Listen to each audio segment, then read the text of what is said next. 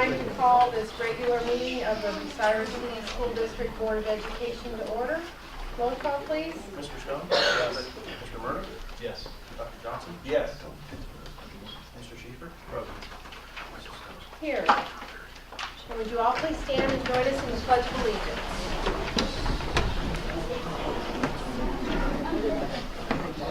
I pledge allegiance to the flag of the United States of America and to the republic for which it stands, one nation, under God, indivisible, with liberty and justice for all.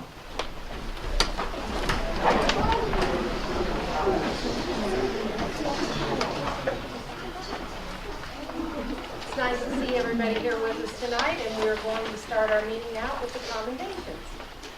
And I'm going to defer to Mr. Burke. Mrs. Muchler, if you'd like to come up in your class first. President Stone, Board of Education, families and guests. We have two groups of students, Mrs. Muchler's class, and some students from Mrs. Muchler's class, and some students from Mrs. Richardson's class, who have come down during the school day into our 3-year-old classroom, preschool classroom, and have been reading buddies, and have come down and read to our students. And I know our 3-year-old classroom, our students get really excited to see their friends come down and read with them, and it's just an awesome experience, I think, not only for the preschool students, but for the students that get to come down and read, so we'd like to recognize them. And if I butcher the name, I do apologize. I'll do my best. When I announce them in the class, they just wish quick to correct me. So when you come up, just stand up here beside Mrs. Muchler until everyone's called off, okay? So we'll start with Chandler Blankenship.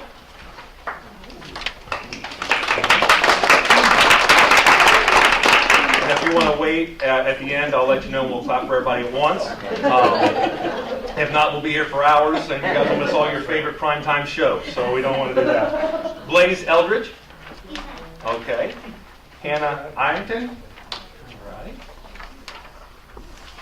Jaden Lore Javens. Did I say that right? Hopefully I did. Amber Ransom. Kim Stone. And I think Natalie Stover, I believe, is in a part of the chef's competition tonight. So that's she as well. And Rain Wilson. All right. Mrs. Muchler's class, please give her a round of applause.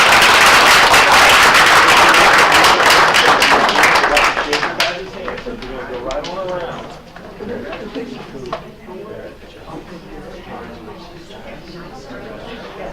I'll correct it now. Okay. It's YZ.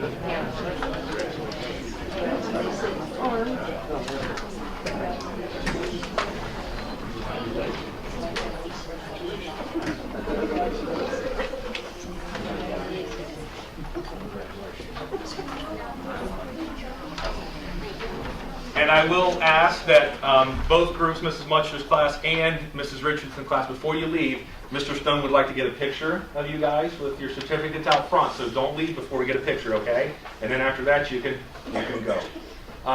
Mrs. Foreman, if you'd like to come up. Mrs. Foreman's going to come up and help us with Mrs. Richardson's class. And Mrs. Foreman is our 3-year-old preschool class teacher, and this is the class that they go into. So I should be in order.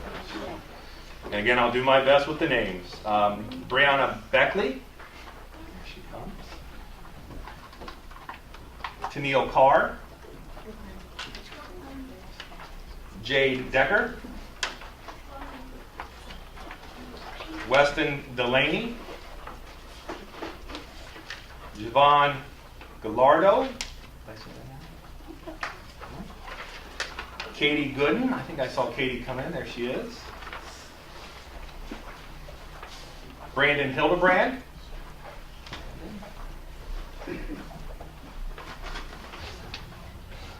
Xander Malott. Gage Musselman. Aaron Painter. Michael Prine.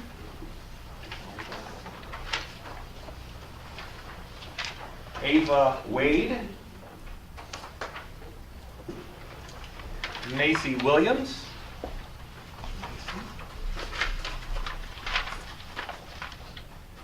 Erica Wyatt, and Josh Zamansky. Okay, we give the young men and women a round of applause.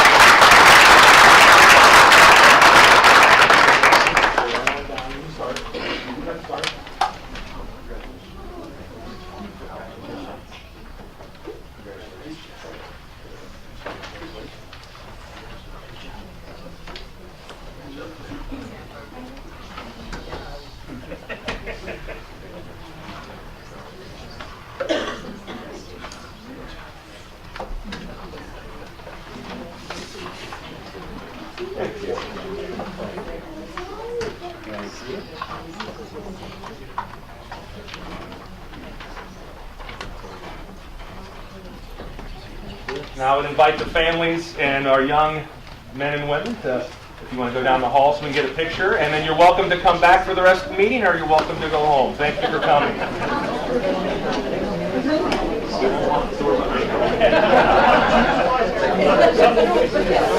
Yeah, we'll be right back.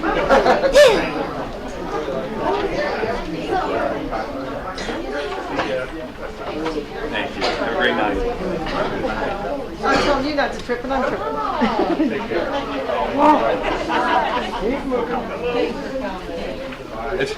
Take care. Yep.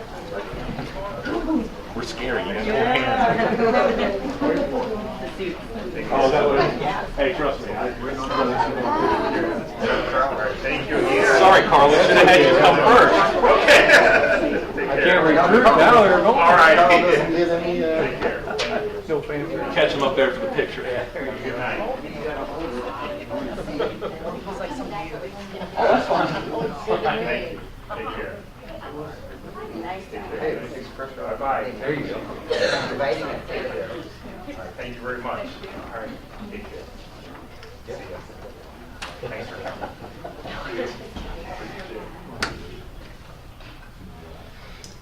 All right. This time, we're going to turn it over to Mr. Jeffrey, and he has a couple accommodations to present tonight. Thank you, Mr. The house is cleared out. So. All the pressure's off. Thank you. President Stone, Board of Education, Superintendent Kimmel, just want to recognize a couple people. I know Taryn informed us that she could not be here today due to the change, but Taryn Gathray, we have a certificate for Taryn. She qualified for the state meet in the 100 breaststroke, and she finished 17th. Actually, just missed Mr. Henderson. I went down to watch her, and she just missed making it to the second day. You had to finish in the top 16 to make it to the second day. So that's quite an accomplishment. To my knowledge, that's the first individual we've sent to the state. We've sent a relay since I've been here, but we have not. And junior, right? She's only a junior, correct. So I want to congratulate Taryn on that. I'll set this here. And then my next one, I know Coach Rittenauer's here. Coach Rittenauer we were informed, it was last year at some time that there was a gentleman that was going to nominate Coach Rittenauer for this award. He received the Sportsmanship, Ethics, and Integrity Award for the girls cross country, and he was awarded that award. I don't know if you ever got certificate yet. I know you told me you didn't get certificate actually that day, but he was honored at the Hall of Fame banquet as part of the coaches clinic down at the state clinic January 25th. I know Mr. Henderson from the administration was our administrative representative. We had an awesome game today, so I could out 10.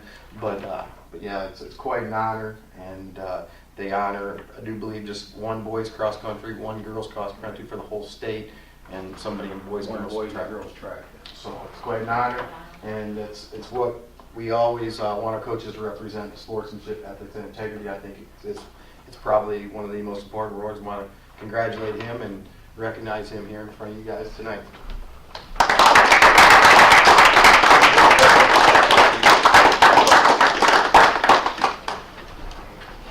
Congratulations. Thank you. Congratulations. Thank you. Thank you. Tomorrow. Thank you. Congratulations. Good job. Thank you. Thank you.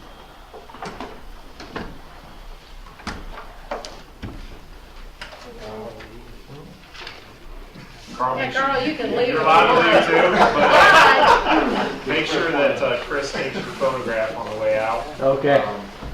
You're not going to hear a big exodus like the rest of it. Thanks again, congratulations. Thank you. Don't worry, I'll stick around. Okay. I'll make sure they get it.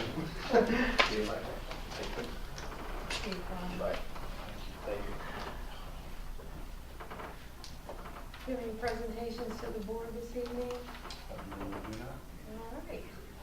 We will go on down to the approval of minutes. Do I have a motion to approve the minutes of February 28th, our regular meeting, and March 7th, 2013, our special meeting? So moved. Support.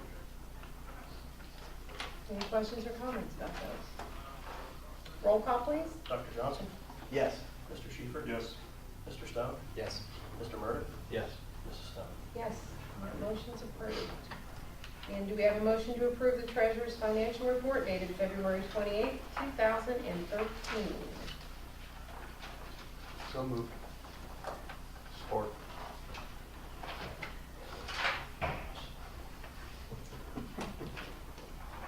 Any comments for us tonight, Ryan? Yeah, I do. I've got a couple things.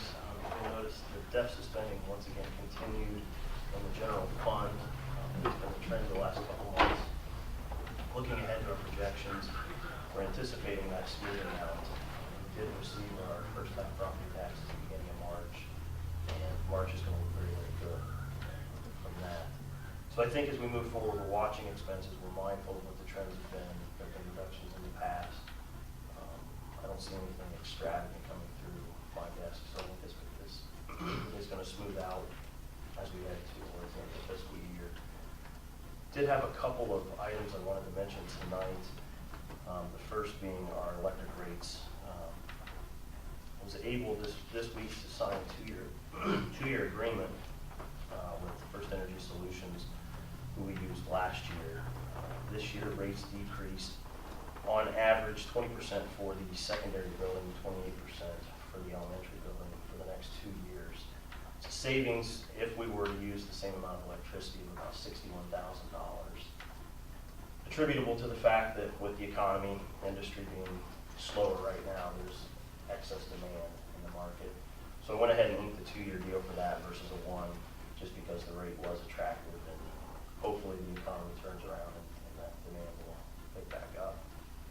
Second piece, tied in with our electric rates, had a conversation with the treasurer of Highland and also Centerburg local schools.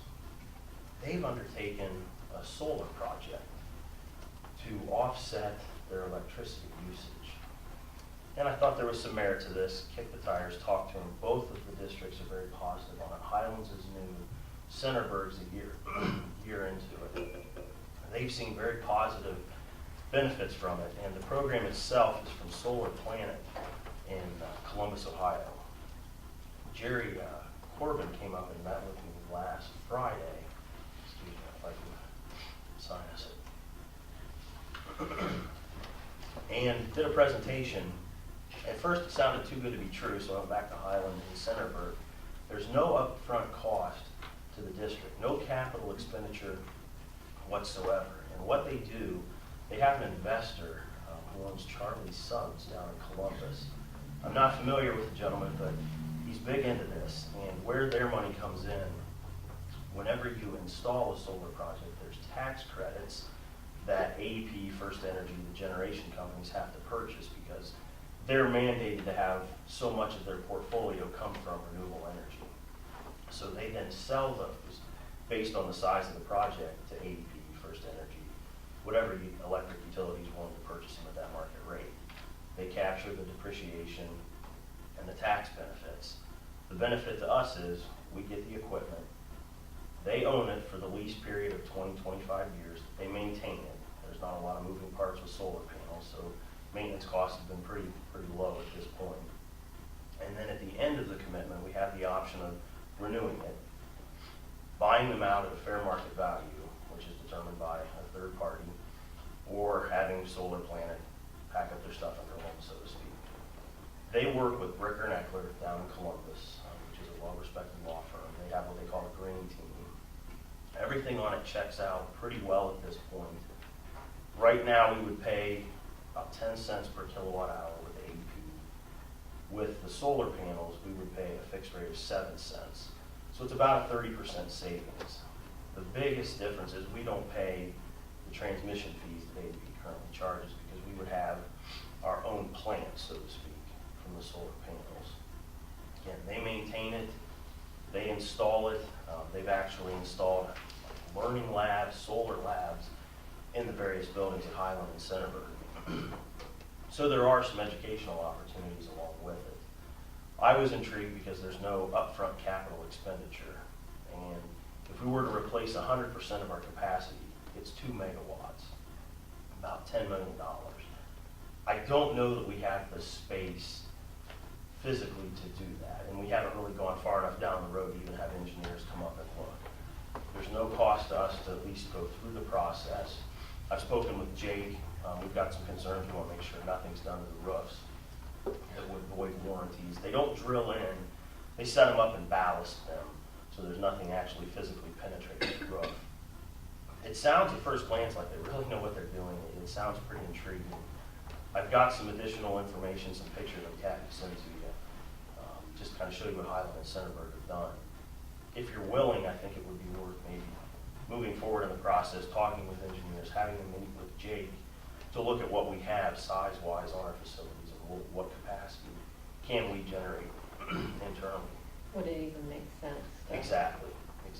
They seem very willing to do it. Our roof structure is pretty positive. They've really dove in and looked at what we're paying, and they do think they can save about 30%.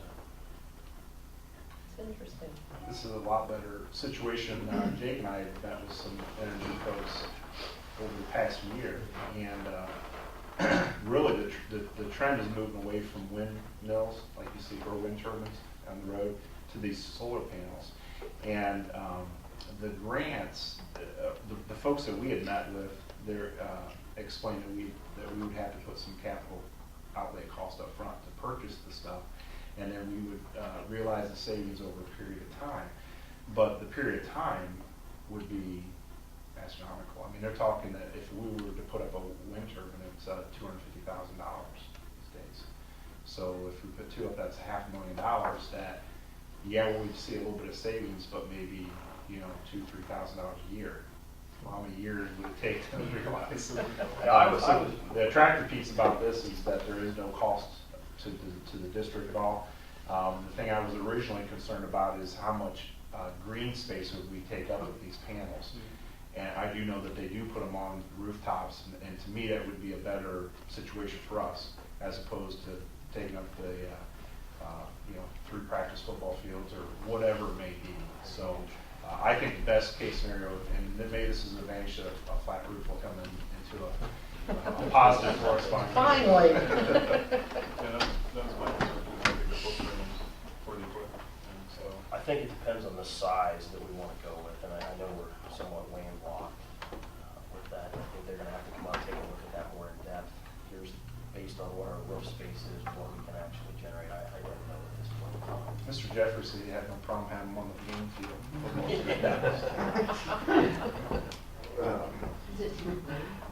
They're on wheels, right? Yeah.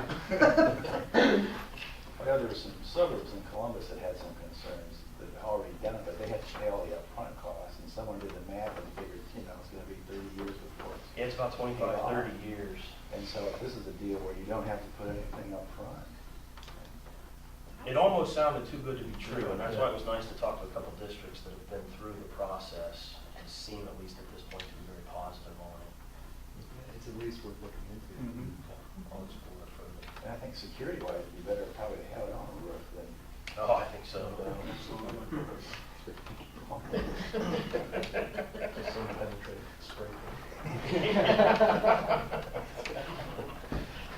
I'll continue the discussions with them. Sounds good. Any other questions for Ryan? Roll call, please. Mr. Stone? Yes. Mr. Murray? Yes. Dr. Johnson? Yes. Mr. Schieffer? Yes. Mrs. Stone? Yes. That motion also passed. We have an addendum to the agenda tonight. We have a motion to approve the addendum to the agenda. Oh, and Ryan does have a correction for that. Item 7, I'm sorry, Section 7, Business, Item A, I noticed the contract amount is actually $64,980. It's listed as $64,080, so there's a difference of $900 there. And that's for the boiler, the second building. It's under the business items.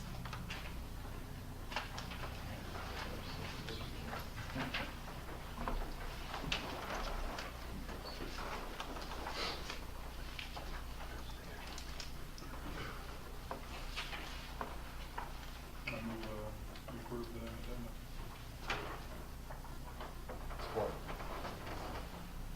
Roll call, please. Dr. Johnson? Yes. Mr. Schieffer? Yes. Mrs. Stone? Yes. Mr. Stone? Yes. Mr. Murray? Yes. We'll go ahead and go to committee reports. Mr. Stone? In terms of my legislation report for today, basically, Governor Kasich's budget bill is currently, there's currently being some testimony heard about the practical effect that it'll have on school districts in the House right now, doing some analytical work with that. And I understand that Michael Sawyer, I always want to call him Tom Sawyer, but Michael Sawyer, the standing Ohio school superintendent, is no longer there. I can't remember the name of the gentleman who. Dick Ross is the new superintendent starting Monday, and Mr. Sawyer is such a position, I believe, with New Albany as a business manager, operational manager. So he'll be doing okay. Yeah. We don't have to worry about him. No, I wasn't too big. Fair enough. That's my report. Thank you. Mr. Schieffer, athletics. Well, don't have a whole lot to report this evening, other than we've moved our athletic council meeting up to, it's been moved to next Tuesday, so I'll have more to say after that meeting. And it's nice to have our athletic director, Mr. Jeffrey, here this evening, and I really can't improve on the presentation for this evening, and that pretty much concludes my report. Thank you. And Pioneer, I am happy to report that their enrollment is up. They're very pleased. More than half of the kids who did the sophomore visitation have applied. So, yeah, they're very excited to see what comes next year. And that's the end of my report. Dr. Johnson? Well, last week we had Ohio Achievement Tests at the high school, and last night was National Honor Society induction. I think there were 12 students that were inducted. And it's just a busy time for college-bound high school seniors with all the scholarship applications and everything that goes into that whole process. So they're all shifting into the getting ready to go off to college mode here. So that concludes my report. Thank you. Mr. Murdoch, Wellness. I'll be brief as well. Want to point out that free and reduced lunches are just over 76% throughout the district, with that trend trending up. And backpack program, we have 140 participants, and we are working with several different groups trying to get some people to help with the packaging of these backpacks. Six Nations, Lori has some other groups that we're going to speak with to help in assembling the backpacks. I actually have an offer from somebody outside of the school district that liked what we were doing and wanted to come in. They're from Marysville, actually, and wanted to come in and help us. So we may take them up on that. And that is it. Thank you. Our student representative. Unfortunately, couldn't be here this evening. Okay. And then we'll go to the superintendent's report. I did not forget it tonight. President Stone, members of the board, it has been a busy week. We are fortunate to have the OGT test wrapping up. We have a few makeups I think that are still pending, but knock on wood, at this point, no major rule violations, and it looks like most of the students will be tested. So it's always a positive under the leadership of building principal Mr. Henderson and our curriculum director, Don Stanfield. Appreciate all their help there. It's been a busy week. Monday night was the Franklin B. Water Awards program over at Mansfield, and Hayden Hirschler was our representative. So it was a nice evening with the Hirschler family and Mr. Henderson, and was Hayden represented Bucyrus High School very well. And then last night, along with the National Honor Society inductions, which we inducted a large class of 12 students, as Paul had mentioned, we also had the OSBA Central Region Spring Conference last night. And 2 of our board members were recognized for their years of service. Doug Schieffer with 10 years of service to the Board of Education, and President Stone with 20 years of service to the board. So we want to commend them for all their commitment to the Bucyrus school community. It was an interesting speaker last night, the president of the Ohio University, Dr. McCurry. Okay, I believe. Very energetic speaker, had spoke in depth about the things that school districts should be doing to provide a quality education. And he mentioned several times food nutrition, mentioned after-school programs, and that he also acknowledged that in preparing students for college, the main preparation occurs K to 8, pre-K to 8. In other words, that people mistakenly think that the courses and the work that you do in high school play the most factor into preparing kids for college. That's not necessarily the case. It's the elementary education that they receive that has the most weight on whether you're preparing kids for college or not, college readiness. So it was interesting. I had not heard that, but he had quoted some statistics that point to that strong correlation to the quality of education at the elementary level to success in college and preparing for college. So that was interesting last night and a very nice evening. Tonight in your agenda will be recommending a new EMIS coordinator, Teresa Fate, a current Buckeye Central employee. We're very happy to bring Teresa on board. Teresa comes to us with 13 years of experience in that field, and we're fortunate to we had a team of interviews and lots of reference checks, and Teresa comes very highly recommended, so we want to welcome Teresa to the family. And a couple other updates. The Lincoln renovation should be kicking off here by the end of the month. The boiler replacement, as you know, is on the agenda today for possible approval to fix the boiler issue at the high school secondary building. And we're very happy with we had 10 bids come in on that. So that was a very competitive process, and feel that we got the best price for the work that we're going to be having done here before summer. The lights at the football field are set to be replaced the week of June 3rd. That is once again due to the financial contribution from GE in town. They have played a major part in donating all the light fixtures and bulbs for that project. So our steel poles are being constructed right now, manufactured right now. Vaughn Industry is set to install those the week of June 3rd. At the same time, we're trying to coordinate efforts to replace the asphalt and fencing out there that's been well overdue to be replaced and upgraded. Once again, utilizing our permanent improvement monies that had come with the project when the bond issue was passed 7 years ago for the buildings. So just a couple updates, and then spring break is on our doorsteps. The students will be out of school starting March 28th and, through April 2nd.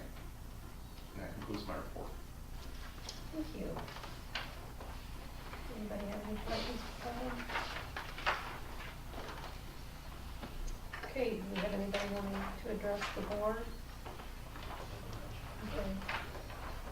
And we will go to personnel certified staff items. President Stone, members of the board, it's my recommendation that the Board of Education approve items A through D. And once again, D is coming from the addendum. A through D under the personnel certified staff section of the agenda. Thank you. Do we have a motion to accept the personnel certified staff items A through D? So moved. Support.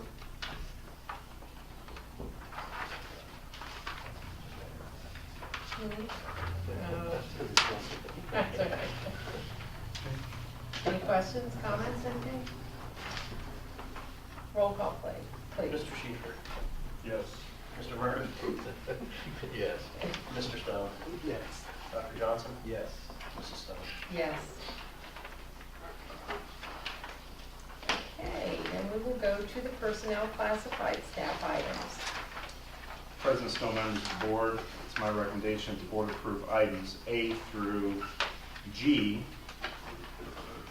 under the personnel classified staff section. And just a reminder that item C is an added item there, a replacement item, and item F and G are from the addendum. So once again, items A through G under the personnel classified staff section. Okay, do we have a motion to accept the personnel classified staff item? So moved. Support. Any questions or comments? Roll call, please. Dr. Johnson, Yes. Mr. Stone, Yes. Mr. Murray, Yes. Mr. Schieffer, Yes. Mrs. Stone. Yes. And all those items are approved. And we will go to the business items. Mr. Kimmel? President Stone, members of the board, it's recommended that the board approve items A through I under the business section of the agenda. And just a reminder that item A is a corrected amount of $64,980 based on the corrected part under the, was that part of the addendum to correct that, or was Yes. it? Okay. Yes. So items A through I under the business section of the agenda. Do we have a motion to accept business items? So moved. Support. Any questions or comments? You guys are having too much fun tonight. Paul keeps looking over at me to support, and I'm like, I tried, and Doug keeps beating me, so I don't want to do it anymore. Okay. Did we get somebody to support that motion? We've got it. Okay. Any questions or comments? Roll call, please. Mr. Schieffer, Yes. Mr. Murray, Yes. Mr. Stone, Yes. Dr. Johnson. Yes. Mrs. Stone. Yes.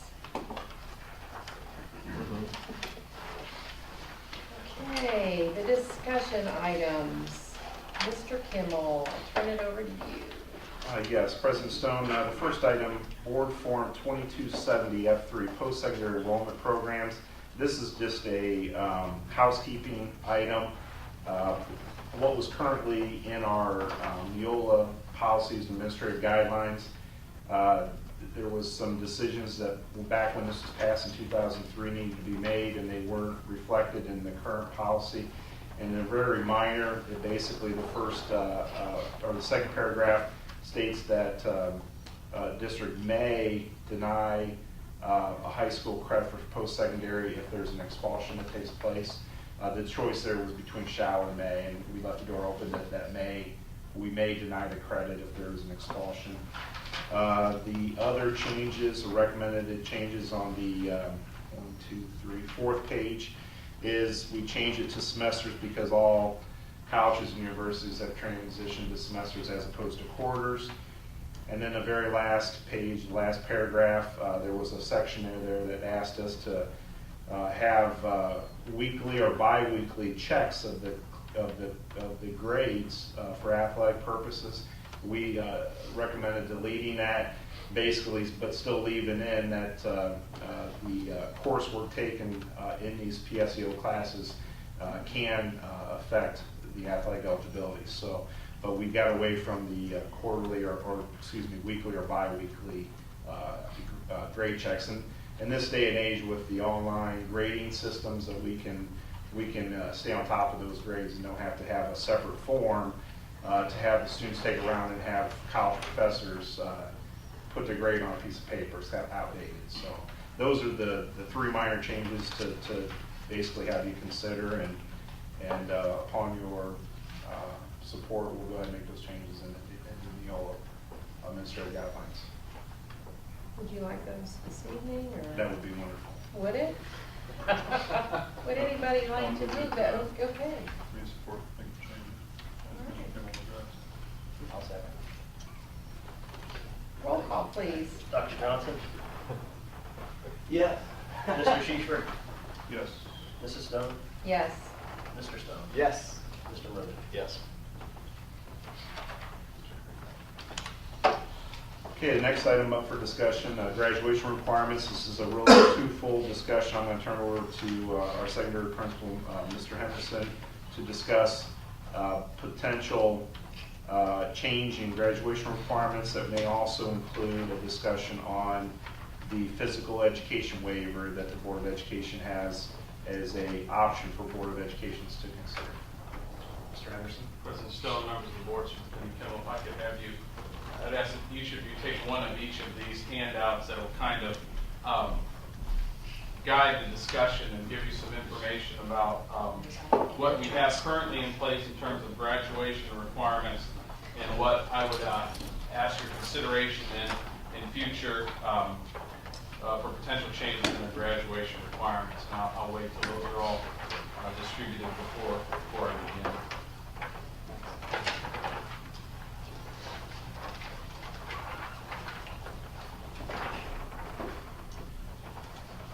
The standalone single sheet provided by the Ohio Department of Education talks about what it takes to earn an Ohio diploma for graduating class of 2014 and beyond.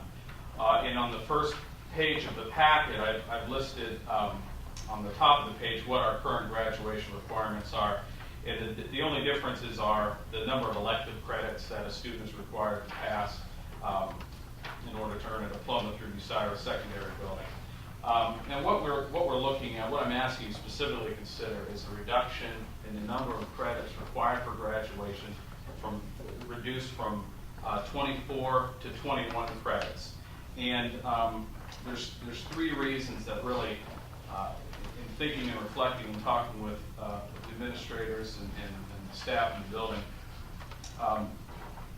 in this decision, and what we've considered is, first of all, if we look at the issues with open enrollment out of our district, if you look on the second page of the packet, you see some graduation requirements of some of the partner schools for Pioneer students. A majority of the school districts, many of them in our direct area here, require 21 credits for graduation. And in considering if a student has an option, for example, one of the districts that we have many students attending is the Trekker Digital Academy, requires 21 credits for graduation. And some of the area school districts require the same. And you know, my fear is that that's an incentive for encouraging a student that may have lost a couple credits in the freshman year or so, got behind, looking at another school district. If I only need 21 credits to graduate, I might open enroll in that district because Bucyrus requires 24 credits. Cuts over the recent years, certainly in my time here in the district, you know, we have less staff in the secondary building, which means less course offerings available for a student to earn credit. And with that being said, to add additional 3 credits that we have compared to other districts, it's challenging for some of our students who may otherwise be able to who have met all of the core content requirements and may be short a few elective requirements to earn a diploma. And finally, as kind of reference to what Mr. Kimmel talked about when he talked about the president of Ohio University, what we're discovering is the transition from 8th grade to freshman year is a challenging transition, despite the work that we do to have parent meetings, despite the work that our guidance staff does and teachers do, and talking to parents and talking to students and thinking about what it means to become, what a leap it is to start as an 8th grader and then all of a sudden you're a freshman, and what that means. if a student, if you notice, all students have to have 4 English credits, 4 math credits.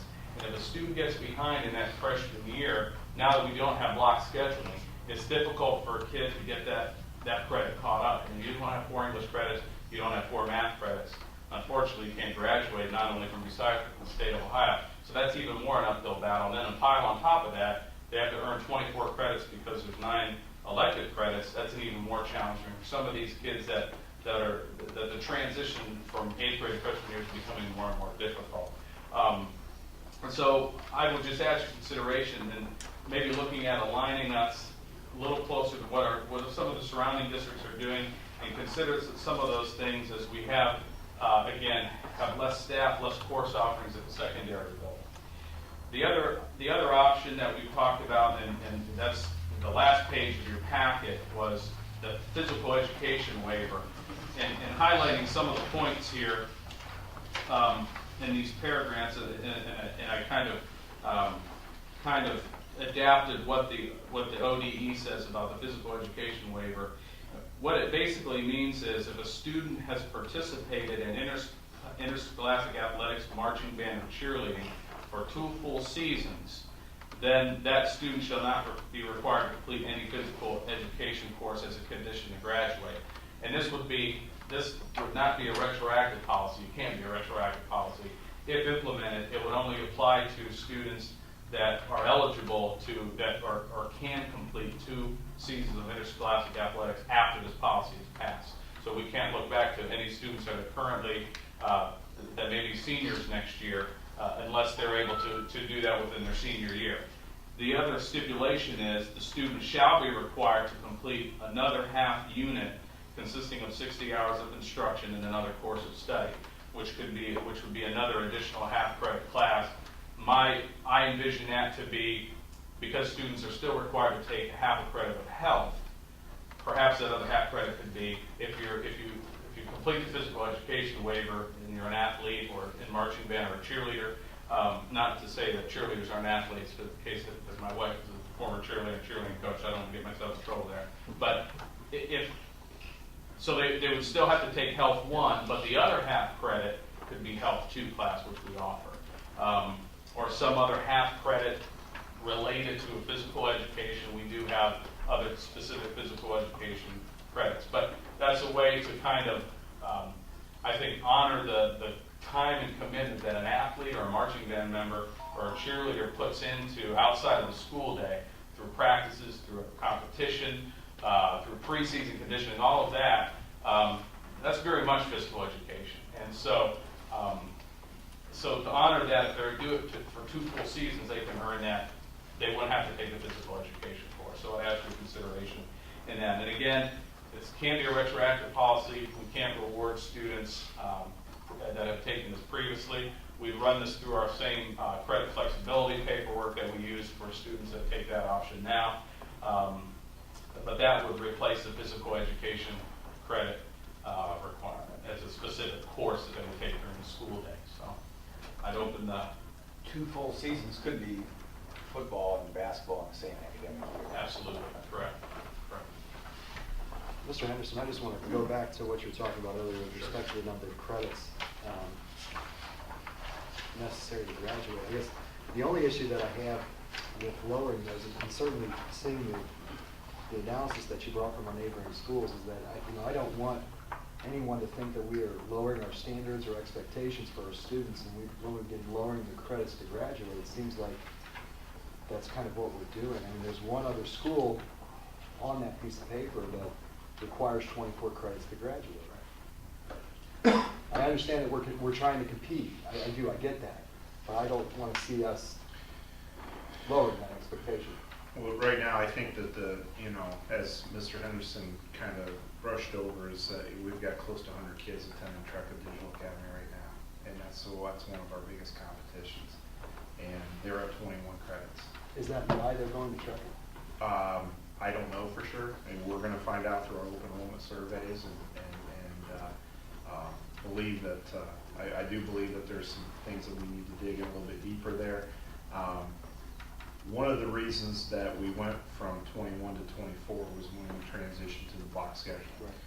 And the criteria at that time was nobody was allowed to take a study hall. Everybody had to take classes.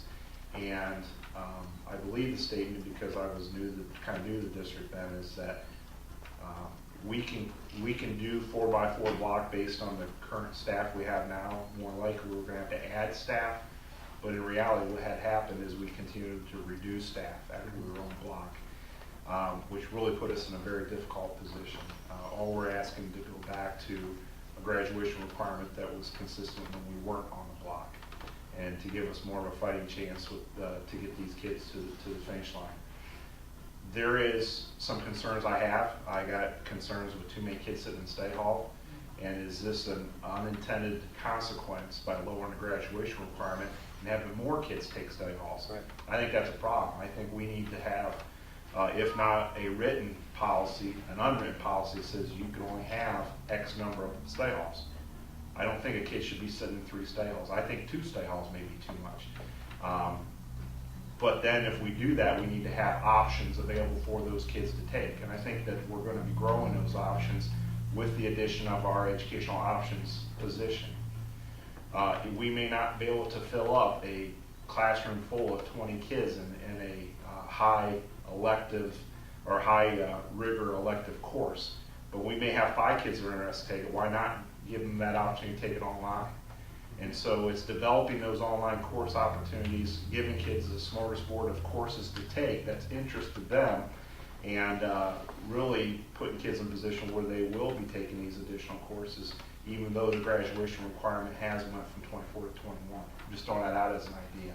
But I do think that if we were to consider something like this, we got to watch how many kids are taking study hall. We got to watch it now. And I think it's a problem this year, and we need to come up with a way to.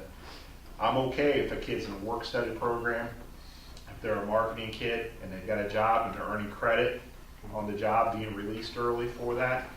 But I'm not okay with a senior that needs 4 classes to graduate and is sitting in 3 or 4 study halls and only taking the 4 academics. Because I think you'll hear at the Athletic Council on Tuesday next week, we got a major problem with athletic eligibility. And it's not a grade point average issue, it's a number of credit issue. If I'm taking 5 classes and I fail 1, I could have B's or A's or B's in all the other classes. If I fail that 1, I'm ineligible, because now all of a sudden I'm only passing 4 classes, and you'd have to pass 5 to meet athletic eligibility to be eligible through the OHSAA. So I think it's a real issue, study hall issue, and I don't want to consider this unless at the same time we consider limiting kids to study halls. I guess that's my point. I don't want this to be seen as a lowering of expectations. I want to make sure that we're still pushing our kids.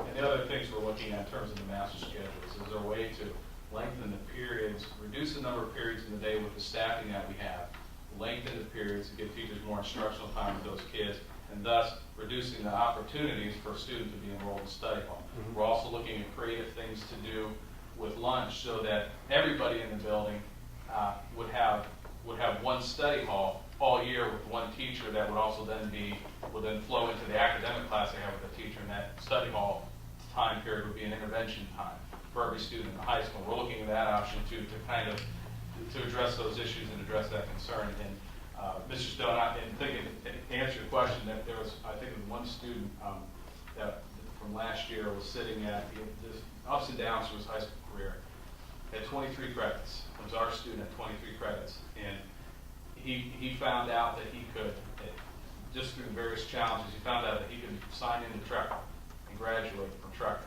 and that's what he did. Got his high school diploma. And what I want to do is keep those kids in our district, and it's a struggle. It is a struggle with what you mentioned. Are we lowering our expectations? And I think with the work that we're doing in the secondary building, we can come up with a way to make, if we go to this route, make it a transition that is not lowering expectations of kids.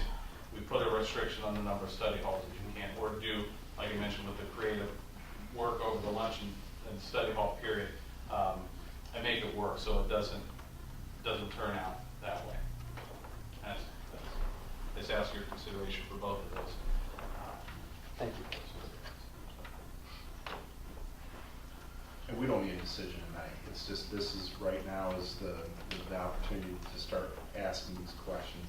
And we would be doing this with an eye toward next year. So Except the it's phys ed piece. The phys ed piece, if that goes into effect, would start with the class of 2017.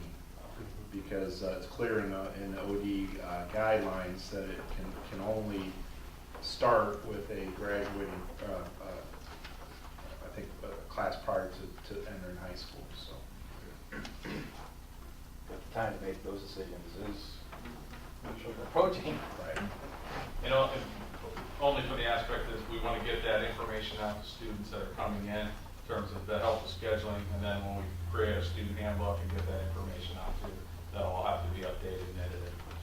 You know, through some of the reductions last year, we had to cut some very popular advanced phys ed classes that, because of staffing issues. And I can see it, because we have a majority of our students do take part and probably would take advantage of the 2-season opt-out of phys ed.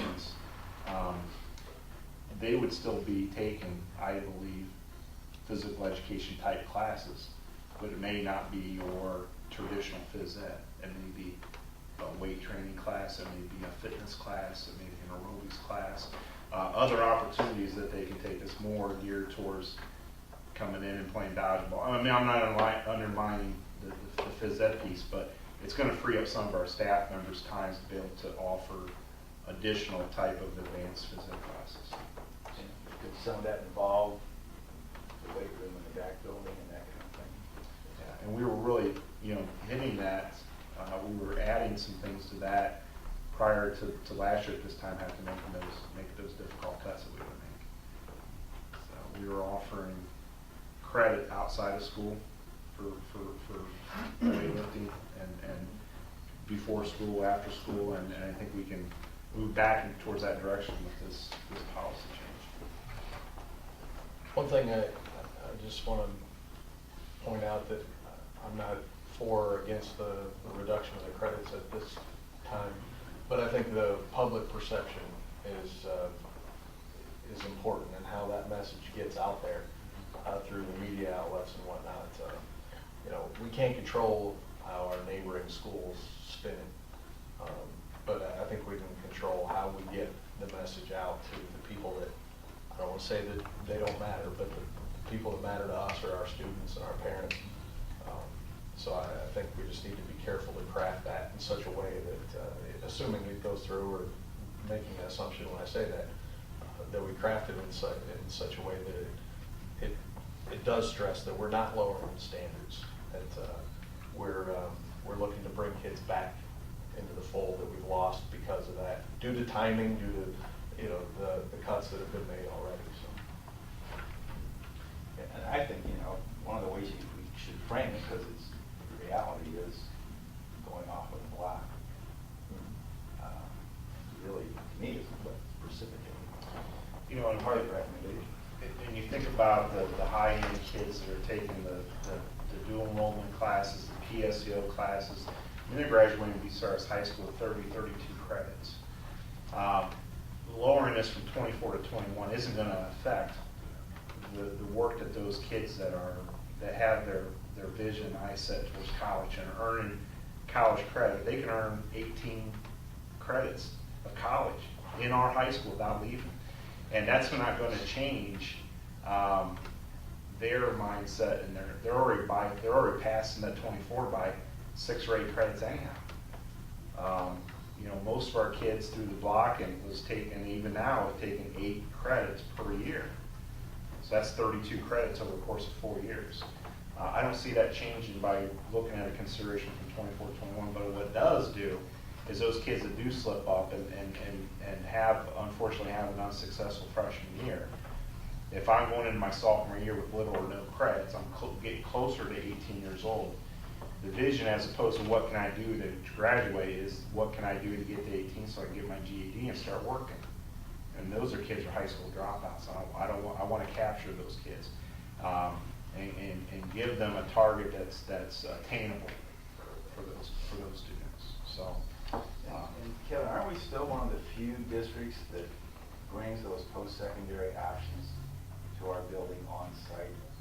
Yes. And so we probably have a higher percentage or number, whatever, of students do that because it's right there, part of our daily schedule.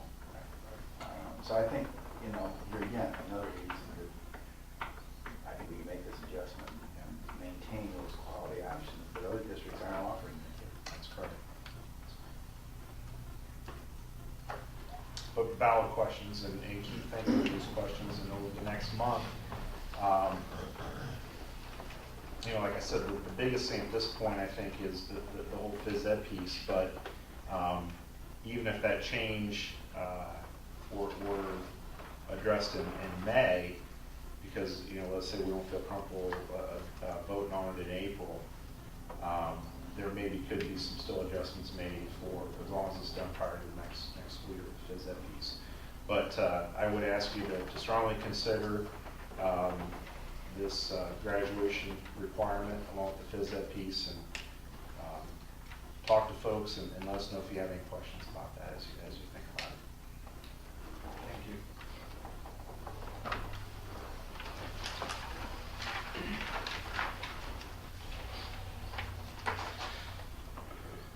Okay. And the last item is the all-board member administrator dinner at Pioneer on April 10th at 6. At 6. At 6. Just an FYI. Hopefully everybody can go.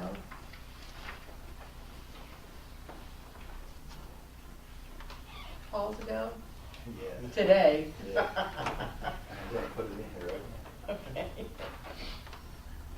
I have one thing, Madam President, this is a discussion. Okay. Item's not on,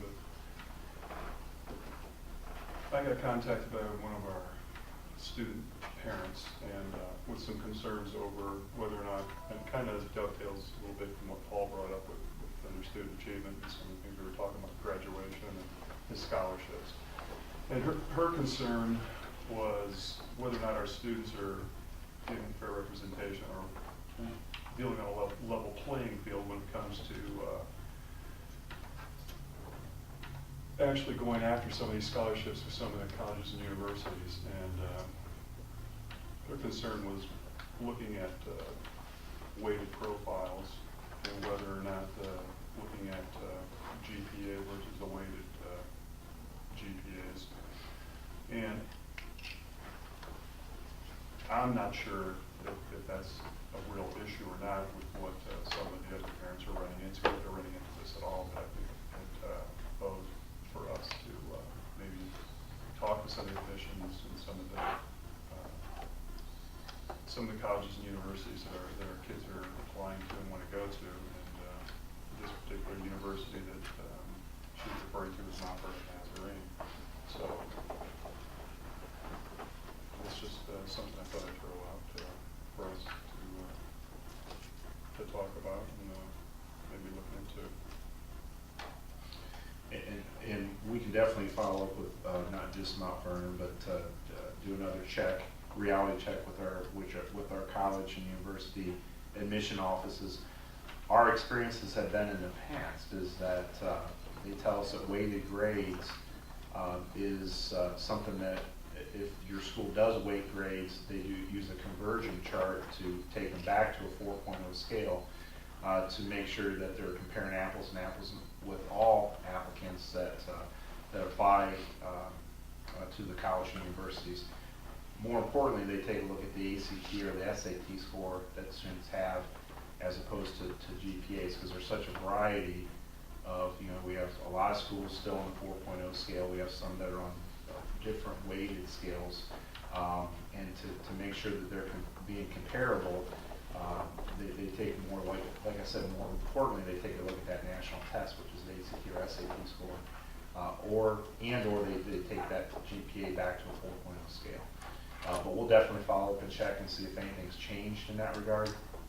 I do know that some of I believe there's a school district in Crawford County who a few years ago did go to weighted grades and now have reversed and went back to a 4.0 scale because of some issues that they had occurred. if weighted grades encourage students and provide that care for them to take the highest level classes in the building, that's a great incentive. But to say that students are more of an advantage because they're graduating from schools that have weighted grades as opposed to those that don't, I want to make sure that that's not occurring. I don't want to put our kids at a disadvantage because we don't weight our grades. So we'll definitely check into it. I don't think that that's the case, but we'll definitely follow up on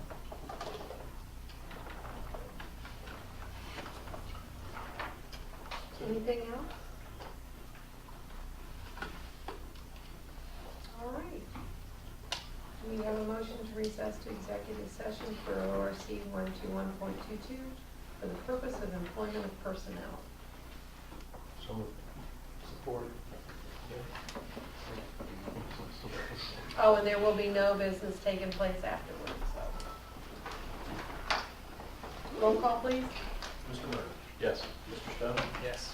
Dr. Johnson? Yes. Mr. Schufer? Yes. Mrs. Jones? Yes. And I'm happy to announce